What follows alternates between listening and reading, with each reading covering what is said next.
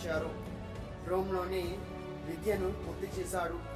యువకుడైన కిషన్ గారు క్రీస్తుని గురించి, వారి దైవత్వం, రక్షణ భాగ్యం గురించి అర్థం చేసుకొని ఇప్పటి వరకు తను జీవించిన జీవితం అంతా వ్యర్థమని, దుర్భర దేవులను పూజించడంలో అసహించుకొని పశ్చాత్తాపడి దైవానికి క్షమాపణ వేడుకున్నారు.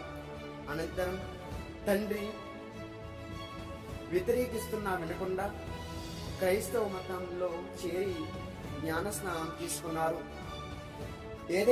నేను ఏదైనా పాపంలో పడితేనే ఈ క్రైస్తవ మతాన్ని విడిచిపెడతానని తండ్రికి తెలిపారు. తండ్రి క్రైస్తవ మతానికి వ్యతిరేకి.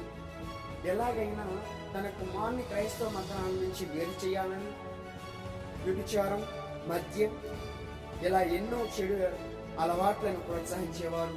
కానీ ఆ ప్రయత్నాలకు ఆయన విఫలమయ్యేవారు.